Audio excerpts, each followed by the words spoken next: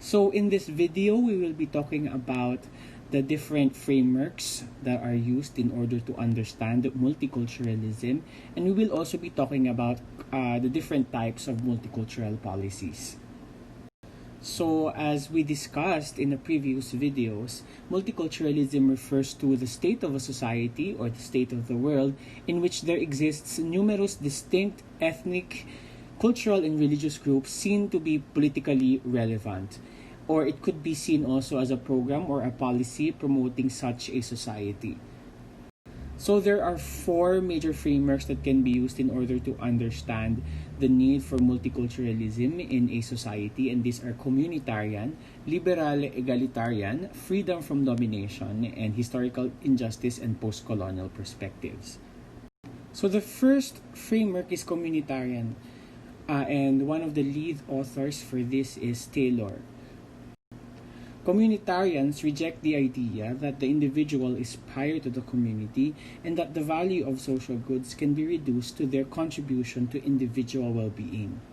This means that the welfare of the group can be as equally important as the welfare of the individual in a given society.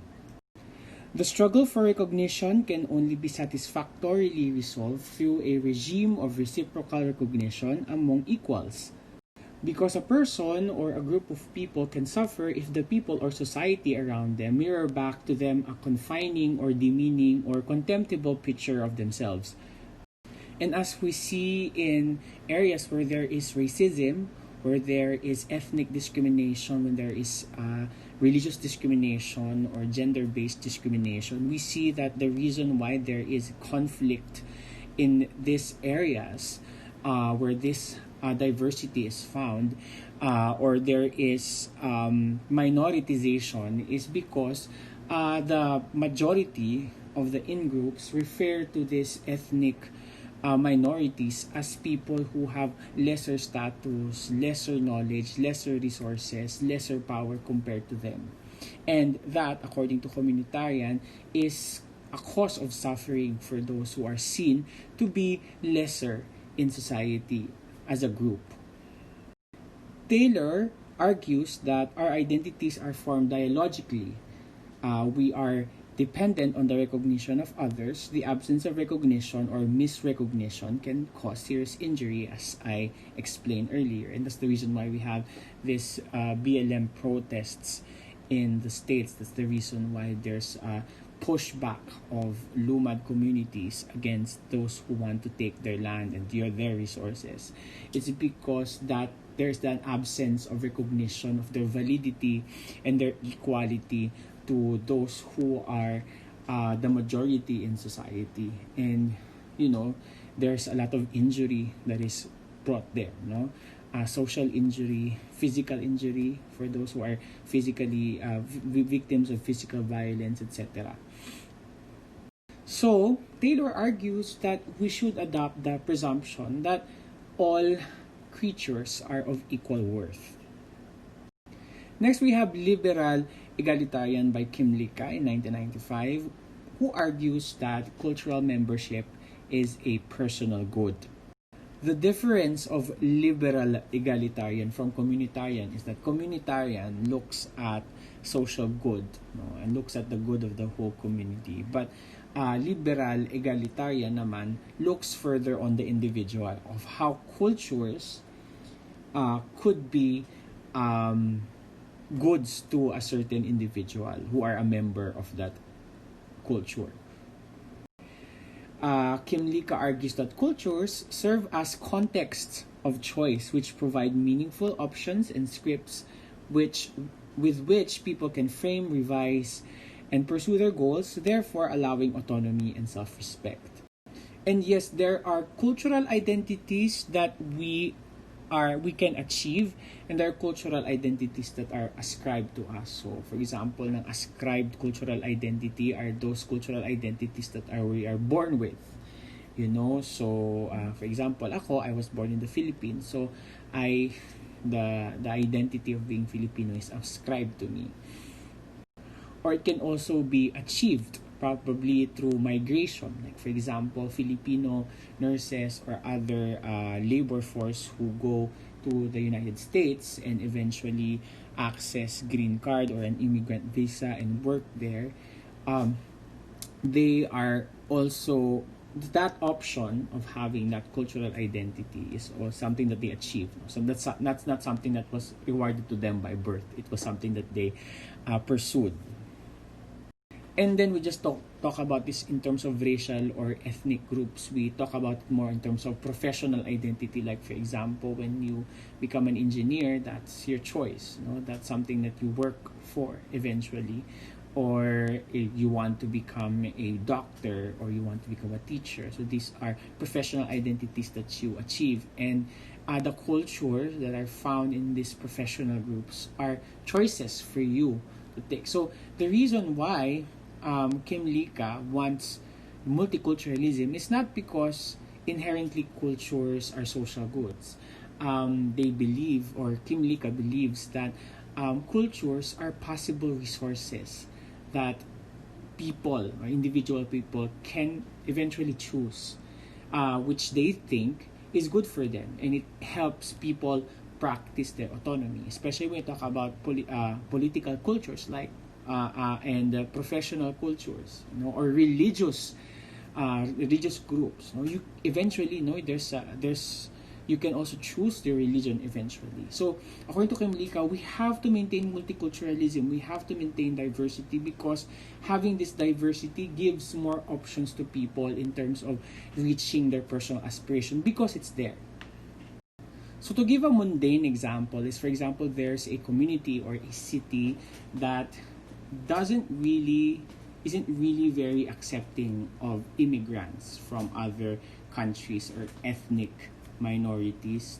They don't want to welcome them. So the ethnic minorities or the migrants aren't incentivized to live there, and therefore there will be lesser chances that they will have, for example, cuisines from different parts of the world, like Thai cuisine or Malaysian cuisine or French cuisine or Filipino cuisine, because there aren't really people who came from those cultures to settle there to have these options available for them.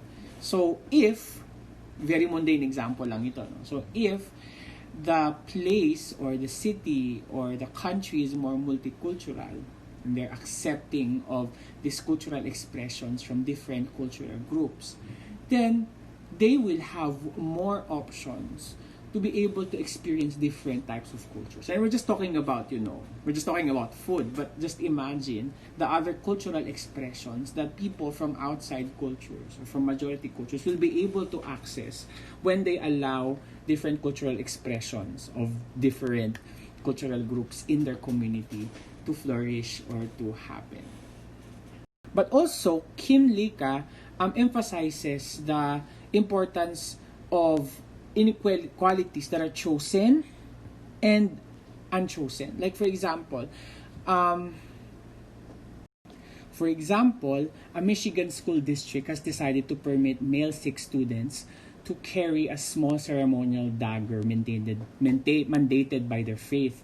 And we know, of course, that generally in schools, we do not allow deadly weapons, or sharp weapons, but they were allowed to carry the ceremonial dagger because it was part of their faith. And this being a Sikh, especially for children, they did not choose to become Sikh. It was their parents' choice for them to become a part of the Sikhist faith. So it wasn't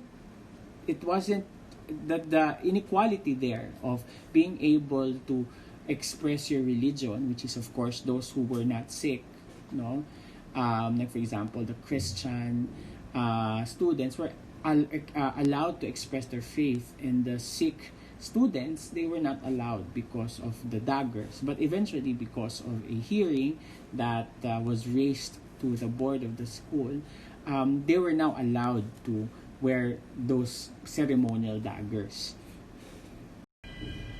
Also, we talk about voluntary and involuntary migrants in terms of how much do we allow them to do their cultural expressions, no? Or how much do we allow how much we allow compromise for them, no? If it's involuntary migrants, they didn't want to move from their country to the host country because probably they were refugees and they had to move to the host country, then compromise must be offered for them. But for those na voluntary, pinili nila na maging part ng host country, like for example, OFWs working in the States, the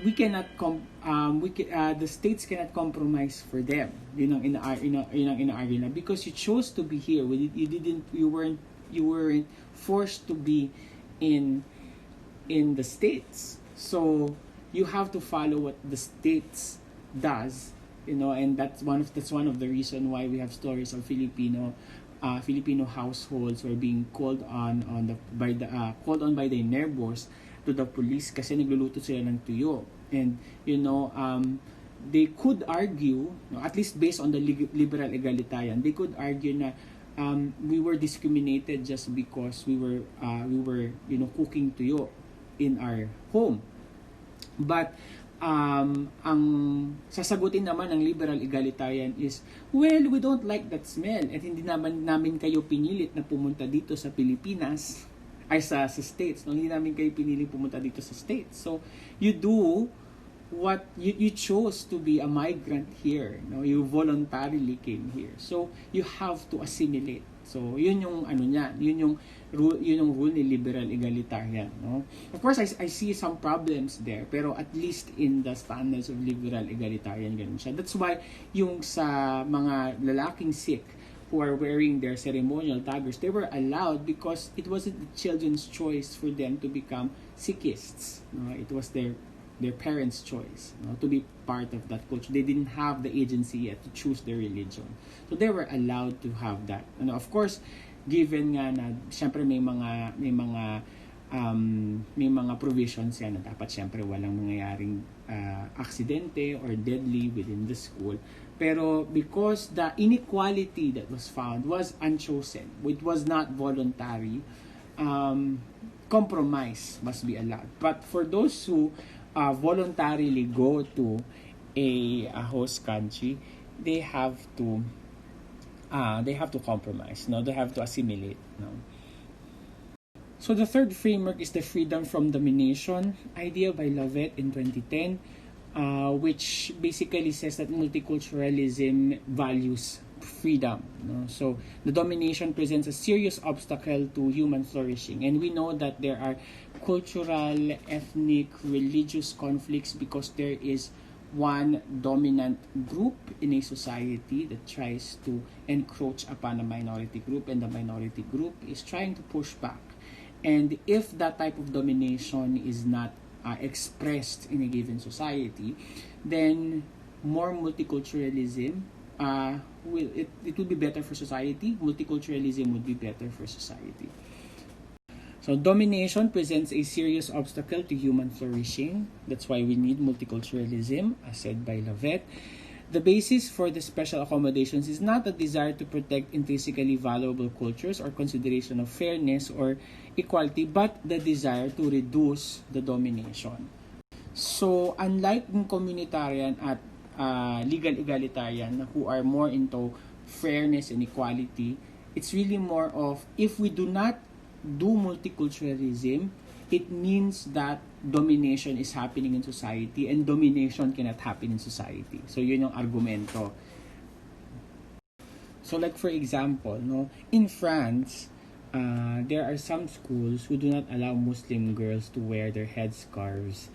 And what happens is that because of the usual, you have to assimilate if you want to be a part of this school, some mothers or some parents would put out their children, pull away or pull off their children from that school and move them to a school that's highly religious to the Muslim, which of course defeats the purpose of giving them exposure to different diversity, no? Unlike sa atin sa Pilipinas, no, na kahit Catholic school yan, the Muslim students are allowed to wear their headscarves. No, they are allowed to not participate in masses. They're allowed to not participate in religious activities or religious limitations, like for example hindi pagkain ng mataba or ng baboy kapag abstinence or fasting time during the Lenten season. Makita natin pagkakaiba, no, na if we are very strict upon encroaching the dominant culture's policies on the minority culture will really lose a lot of opportunities.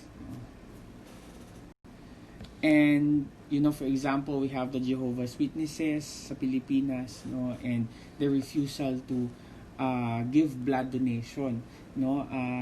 Just to give a story, no, pagka Jehovah's Witness, blood transfusion is not a medical option for them. So usually what we do in the medical field is that we provide them plasma, no, instead of actual blood, no, or just fluids. What happens therefore is when a nurse is Jehovah's Witness, no, and when the doctor orders na the nurse has to give blood transfusion to the patient, the Jehovah's Witness will be placed in a position wherein the Jehovah's Witness nurse will be placed in a position that he or she might have might do something that is sinful in their religious edicts. So usually in hospitals in the Philippines, I could say something for the Philippines, we allow that the blood transfusions that are ordered by the doctor to a specific nurse be transferred or be referred to another nurse who do not feel bad about blood transfusion. So this is another example of, but just imagine, if we say na no, this is your job as a nurse, you have to do it, and the nurse who is Jehovah's Witness eventually, resigns from work because she or he or they could not do that specific medical option, is again an example of how domination is hurtful to, especially for minority groups. And this is why we have language support for migrants, which is very obvious in the Philippines. We have a lot of Chinese characters already in our buildings and in our signages in the Philippines, because again, inability to be able to communicate encroaches on is an encroachment of domination of the majority group in a given society or in a given host culture. And the last framework is historical injustice in a post-colonial perspective. So one of the reasons also that promotes multiculturalism is that a lot of the racial, ethnic, religious, political, national divides that we have are really speaking from a history of colonialism. And in order for us to be able to retribute the wrongs that were done among indigenous peoples by the colonizers, that is the reason why we have to have multiculturalism. That is the reason why we have to protect and be inclusive to indigenous communities, to ethnic minorities, is because they were the victims of a long history of colonialism. So that's why this specific perspective promotes the indigenous sovereignty through reckoning of history. The historical background of the denial of equal sovereign status of indigenous groups, the dispossession of their lands, and the destruction of their cultural practices just increases the justification that we really need to give more protection to them, and that they really need to give more power to them through providing them education and other basic resources. And of course, respecting their attachment to the land. And this is why Aboriginal peoples in Australia and in other parts of the world are being protected. There are laws to protect their the expression of their culture, and of course there are more social support, social welfare programs that are provided for them because, again, of this perspective. And this is also the reason why, Sentinelese peoples in India, while they could also be provided with social support, their wishes to also be isolated, kasi they're isolated for many thousands of years, even way before Christianity, before Jesus Christ was born. They have been isolated in society because those who try to encroach them, marami silang nagkakaroon ng negative experiences with those who try to, from outsiders who try to go to their island in south of India. So the government respects their need to be isolated. So walang civil registry na nangyayari sa kanila, walang pumapasok. And of course, hindi rin talaga sila makapasok because the Sentinelese people usually they throw arrows. They kill the person who tried to boat their way into the island. So, but that wanting to be isolated in their land is also respected. Now, when we talk about governance in a society, there are different types of multicultural policies, or policies that support multiculturalism. And you can think about, local and national and international policies that are supportive of multiculturalism. And these are the different types of those policies. The first one is voice. Ibig sabihin ng voice, whenever there's lobbying, they must be part of the table. So there must be an ethnic minority in the table. There has to be gender inclusive equality in the table. There should be representation in any decision making. So these types of policies, ang example nun ay voice. Next, we have symbolic recognition. Like for example, in the Philippines, we have a Chinese New Year holiday. We have a holiday for the Ramadan. So when we place them as holiday, this is a sort of a recognition that yes, you are part of our community, you are part of our society. We respect your cultural practices, your religious practices enough that we are giving holidays for it. So those are symbolic recognitions of multicultural policies. And of course, like for example, yung mga awareness week, those are symbolic recognition types of policies. Next, we have the redistribution policies. An example of redistribution policies is part of the IP law, part of the agrarian reform law. Yung mga ninakaw sa kanila na mga lupa, ibinibigay sa kanila. In the States, they are decreasing yung gentrification. So that's an example of policies related to the distribution. Next is protection. So vulnerable communities who are at risk for physical abuse, economic abuse, like women, LGBT. I just wish in the Philippines that's the same. IPs, when you try to provide abuse, you are protected by the law by citing this as a crime. So it's an example of policies in relation to protection. Next is policies on exemptions. Like for example, even if it's a Catholic university, you can still wear your hijab. If or for example, you are in a Catholic university ulit, and there's a Holy Week celebration or a Lenten celebration, the Muslims are free to not engage. So these are exemptions na mga policies.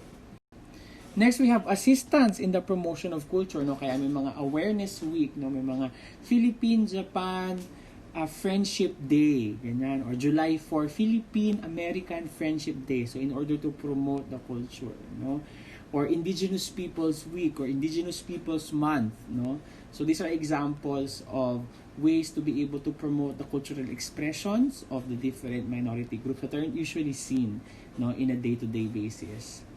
And also autonomy. So one of the more common examples of policies that promote autonomy kung cultural groups is yung sa autonomous region of Muslim Mindanao. So that's an example of autonomy, having their own governance, separate from the majority culture. So probably this would be a good time for you to reflect on the different types of policies that you have encountered that you feel are promoting multiculturalism in international organizations like United Nations, WHO, International Labor Organization. Look into Philippine constitutions and national laws, which until now, no, it's not very gender inclusive pa rin kasi nga wala pa tayong LGBTQIA or so the SOGI bill, no? And then local government ordinances. We can see that there are local government ordinances that really promote multiculturalism, IP protection, gender inclusiveness. Workplaces in the Philippines and the university, no? So probably can look at ano kaya yung mga policies, no? For example, representation. Does the university or do workplaces in the Philippines, do local government ordinances make sure that there is enough representation of minority groups and other stakeholders when there's a decision being made, when there's a law being made? You know, is it gender inclusive? You can also talk about how much protection, or does the LGU allow for expression of culture, or do they promote the culture? Do they protect cultural groups that are more likely going to be exposed or at risk for abuse? No? Now, syempre, multiculturalism in its truest sense, in its most ideal sense, is so difficult to achieve. You know, I wouldn't say that the Philippines is a multiculturalism.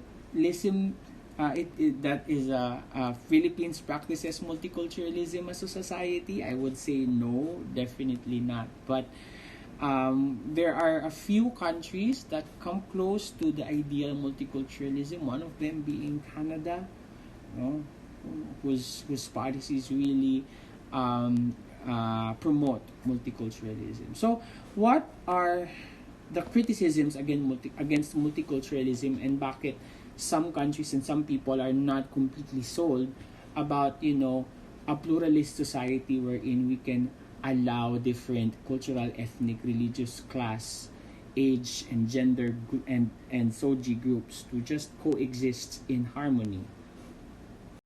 The first one is that multiculturalism views culture as essential groups, no? That they are distinct, that they are contained in a group.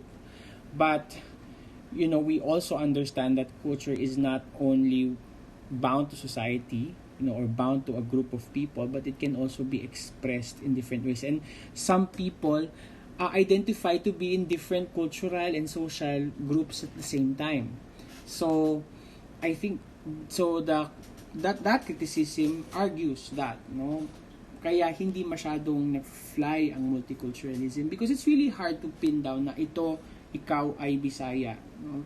Ikaw ay Lumad, ikaw ay ikaw ay urban person. No, it's really hard, especially in the Philippines. No, we don't really have a very clear way, or a very not really clear, no, but an ethnic grouping that's known to everyone, no. So ayon. So that's an example of a criticism. Another is the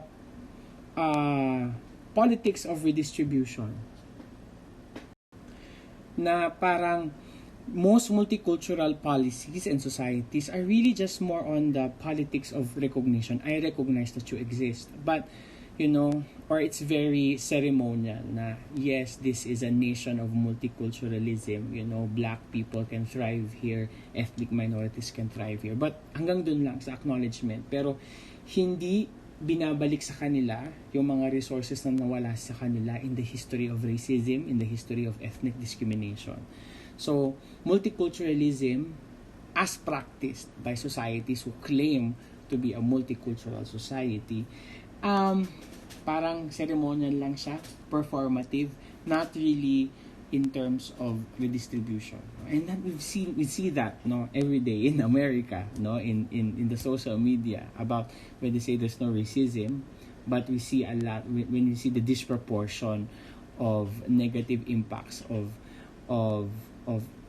pandemics on those who are ethnic minorities.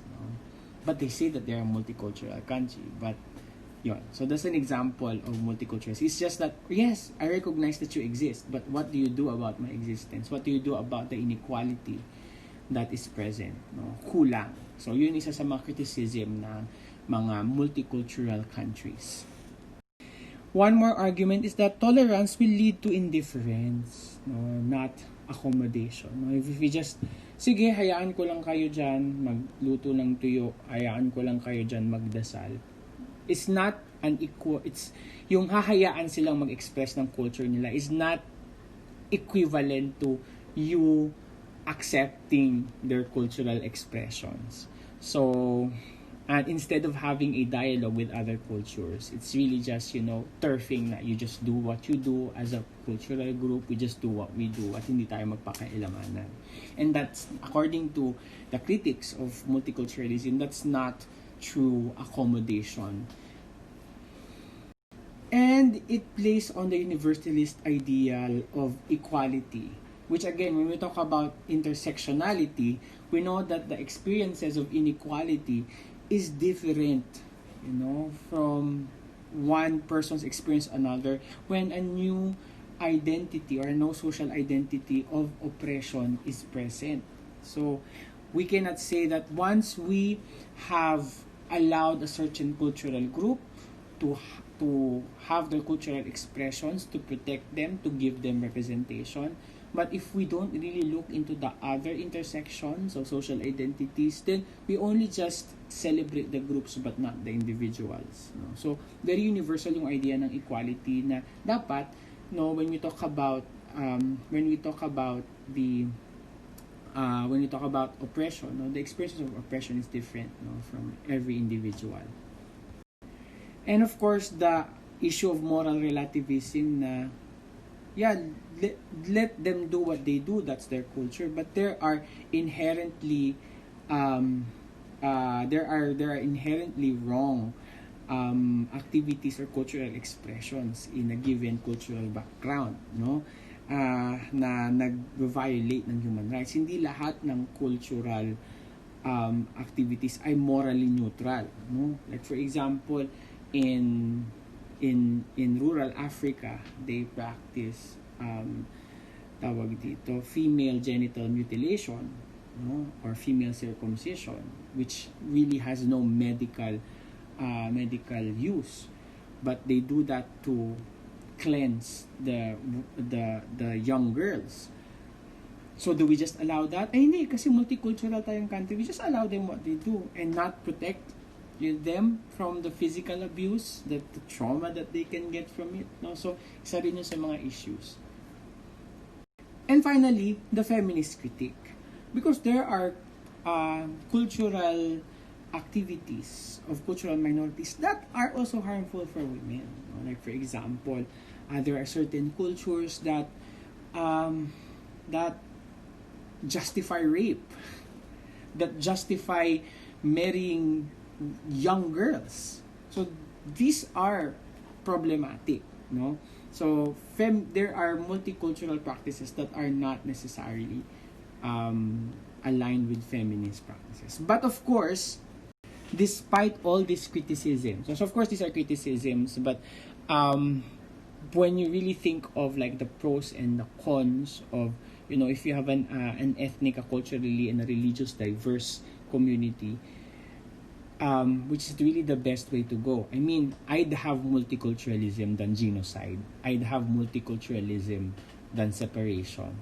I'd have multiculturalism than, just the minority just blindly assimilating into the host culture.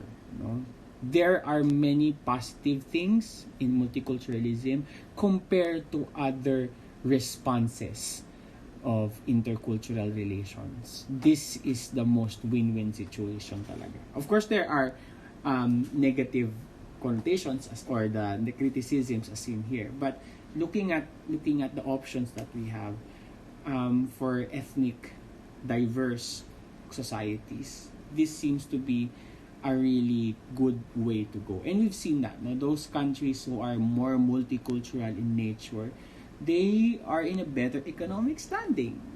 They have better healthcare.